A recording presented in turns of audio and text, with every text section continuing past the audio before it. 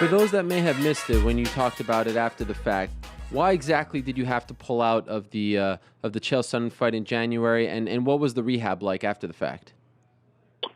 So when I was preparing 10 days before my fight, I was sparring a wrestler, Lou Pauly, who's a very good training partner of mine, Matt Rain, and he. I had an underhook, and I was running a knee pick on him, and that underhook kind of slipped from his armpit, kind of went underneath his armpit, and he threw a whizzer in, which is his arm actually was pressuring down on my arm. He turned his hip really hard into me and kind of put an Americana on my elbow. I felt my elbow pop twice, and didn't feel right. I mean, my elbow pops all the time, but it didn't feel right after that pop, and I felt it, and I was just like, oh, man, what's going on? And I tried sparring afterwards. I hit him with my right arm, and my right arm it sent a shock throughout my whole body. I was just like, oh, man, there's something going on. And then I couldn't really hold it up because it was just, I felt a bunch of pressure and some pain. So I was like, wait, we need to take it easy. And he hit me with a subsequent 2-3-2 to the dome. But anyways, that's neither here nor there. But I tried sparring. Right after that, I was shaking out my arm, and I totally felt that I couldn't use it anymore. So I waited, for at least a couple hours to see how it would feel, and then that's when I called my manager. I said, hey, I did something to my arm, and I don't know what's wrong with it. So then, my manager then called over to Joe Silva. And this was the time where they were in Brazil. So Joe was in Brazil, and they got to talking, and Joe called over to Donna. Donna called over to Liz Hedges. Liz Hedges got me to Vegas, and I saw a doctor, and right there they saw that I had some bone spurs and chips inside my elbow. And they saw that a bone spur broke off and went inside my elbow joint that was causing the locking and the pain. So then they gave me a shot to kind of numb it and see if I can work out the bone spur out. And they sent me home. I waited a couple of days, and it was still locked in pain. And so I saw another doctor in L.A. and he said, that bone spur is now inside your joint, and you won't be able to fight. I'm like, wait, hold on. Can you just numb it? I'm just fine for 15 minutes. He goes, well, picture a rock inside a door hinge, and the door is not able to shut. But if you force that door to shut, guess what's going to happen to the door hinge? It's going to break off the wall. And he said, do you want that to happen to your little arm? I go, I guess you're right. So he said, it's not your call, it's my call. So he called over to Lorenzo, and that was it. That's the whole story. How long did it take for you to get back to 100%? It took me about 3.5, 4 months. Actually, 5 months to be able to be 100%. Wow. And what did it do mentally for you? Because that was the number one contender fight, right? That was on Fox. It was a very big deal. How did you get over the devastation of the injury? Oh, dude, I was actually really down. I was down. And after watching that fight, and it was crazy. I was like, man, that and after seeing Chael's performance and this man's performance, I was like, man, that could have been me, and I know I could have put a really good performance on inside the octagon. So I was down. I was really down, and a lot of people. I'm just going to be real. I'm real right now. Like, yeah, I cried, man. I was just like, man, that was my opportunity, and this and that, and I could have been number one contender, and it was really hard for me. And then all of a sudden, I had people just encouraging me, and then. I'm a religious guy, and I'm a man of faith, and people are just praying over me and saying, hey, this is your story. This is what you're going to go through. And adversity is the dust that polishes a diamond. You're a diamond, brother. You're going to go through this, and you're going to shine at the end of this. And they're like, life is not life is 10% what happens to you, 90% how you react to it. This is your story. Have a great attitude.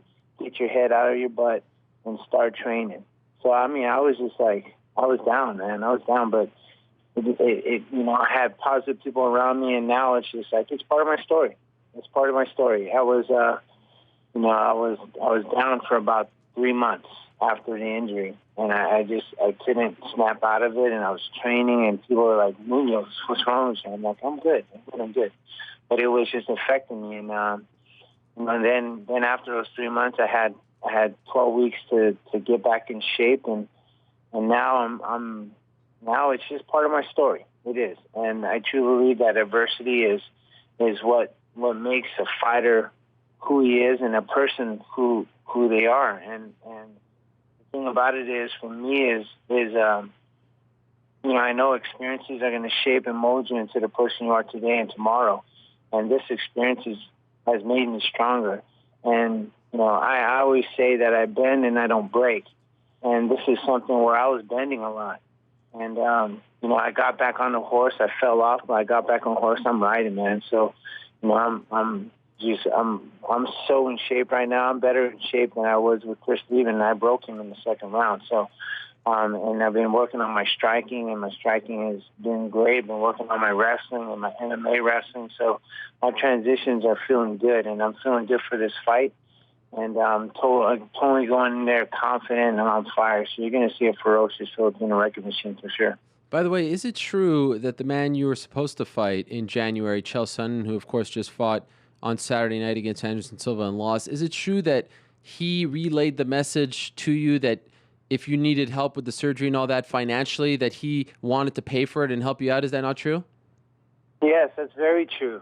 And for everyone that hates Chael Sonnen is actually a guy that is a very compassionate person. He actually extended his hand to me, and he goes, I'll be, if you need any financial help, I will help you out. And I know how much this fight meant to you, and I will help you out. And that speaks volumes about him, man. It really does. And I was like, man, thank you, Chael. I really do appreciate that. And, if I really, really do need it, I'll ask for it. But, I'm good. So yeah, I mean, despite what people may think about him, he's actually a really good person. Now you watch that fight on Saturday. You see Chael lose. Anderson Silva is still the reigning and defending champion. Record-breaking run. If you win on Wednesday, do you think you should be the guy to fight him next? Yes.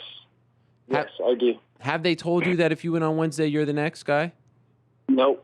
There's a lot of talk about who's going to be the next number one contender. I mean, there's a lot of talk about that. I mean, with Lombard coming in and Bisbane and Rich Franklin, and now Rashad wants a shot. I mean, it's just like, man, the middleweight division is actually, it's turning out to be like people are coming out of the woodworks.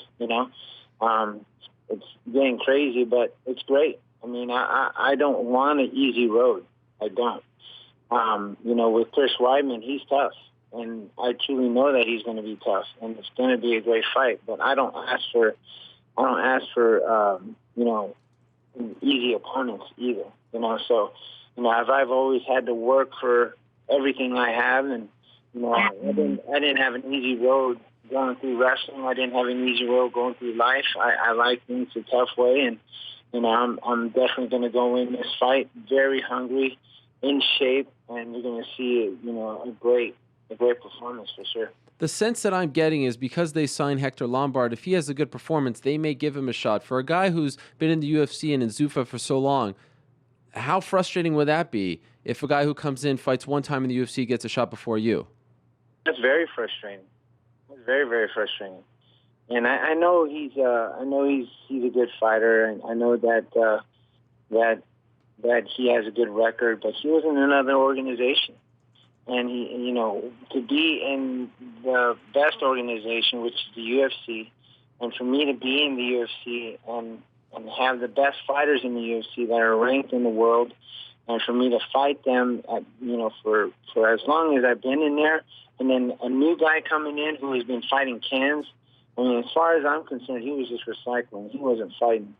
And the thing is like when he comes in, he's saying that he wants a title shot. No, let him fight a few guys in the UFC, see where he fares, and then see if he really deserves a title shot.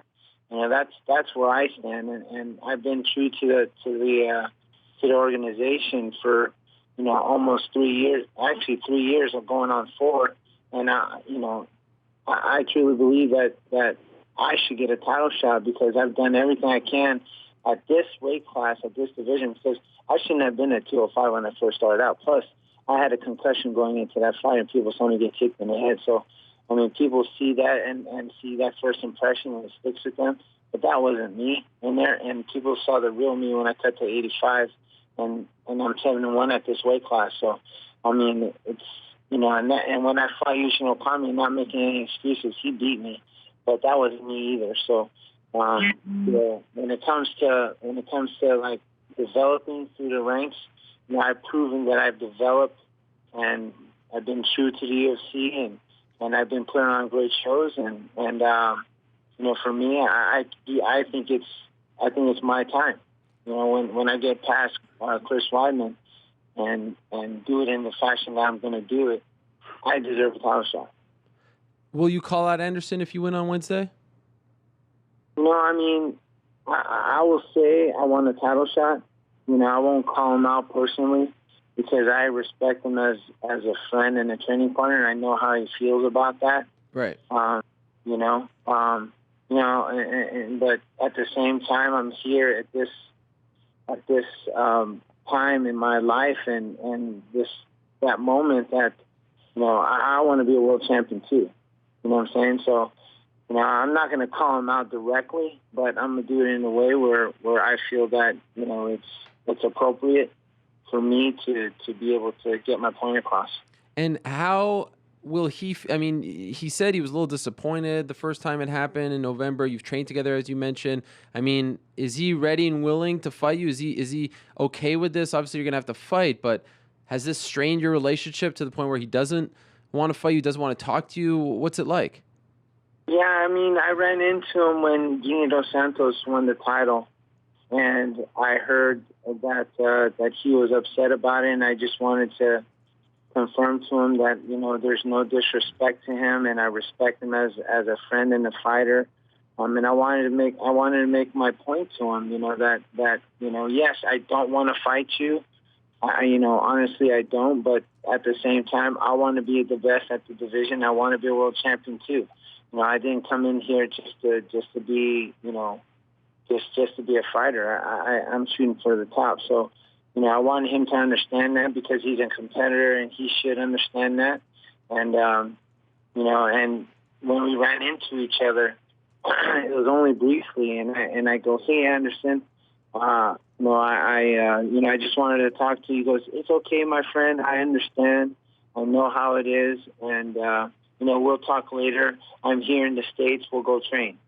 But we haven't trained, and he's in Brazil. So, I know how it is, man. I mean, this is competition. This is what we do for a living. And unfortunately, sometimes you're going to have to fight your friends. And I fought my friends in this organization already, in Aaron Simpson and C.B. Dalloway. So, and I made friends after fighting some opponents. So, so I just see it as competition, and I don't look past that. But